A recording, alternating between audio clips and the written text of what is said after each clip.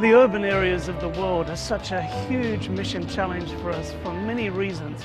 First of all, they're so big, there are just so many people, and they are rapidly growing. Just recently, for the first time, more than half of the world's population now lives in cities. You just mingle in the cities and you see that people are just so busy. Just to have even the time to listen to somebody talking about Christianity is a challenge. You know, a global mission pioneer, for example, goes into a village in a rural area and they get an audience immediately. They're the best show in town, but you know, come here into the middle of New York City and it's a place of so much different choice and option. People have restaurants and theaters and concert halls and museums and just so busy. And to even physically reach people, to even have access into their apartments is a huge challenge. In the urban areas, people tend to be more postmodern.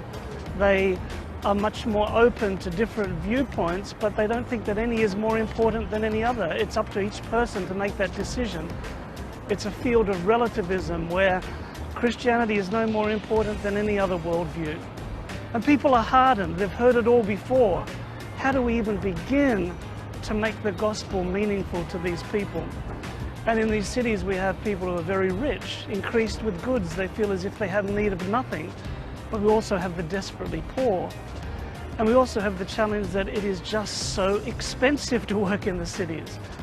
It would take a huge budget if we were to run a traditional evangelistic series in the heart of New York City.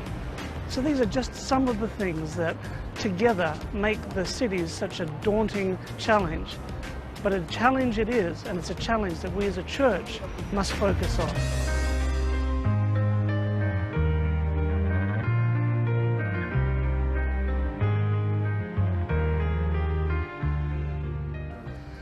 For more than 150 years, Central Park has proved an urban oasis for busy New Yorkers. This 850-acre park of woodlands and streams and rivers and lakes and lawns is a place where people can come away for a while, to relax, to enjoy the sun, to go for a walk. There's even a zoo in the middle of the park, some 24,000 trees.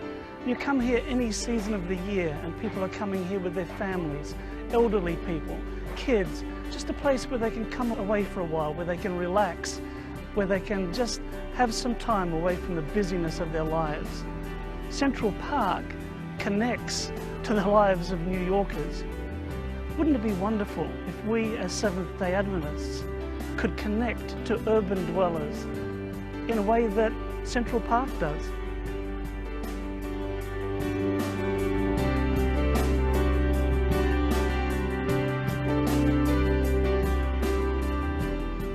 More than 100 years ago, Ellen White had a vision for urban connection points. She called them centers of influence.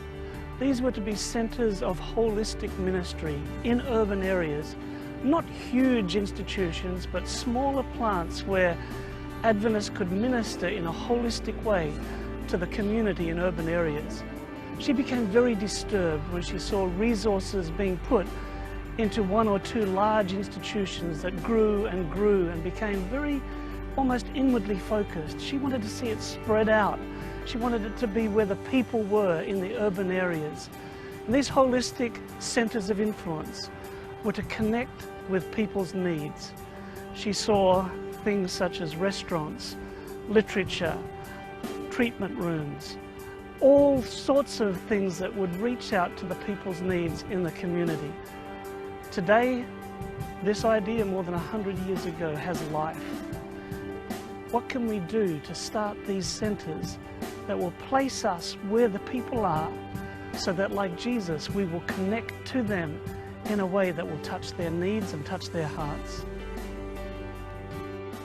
When we look at our mission to the cities, we can talk about different models and methods and approaches, but we must make sure that they are based on Jesus' example.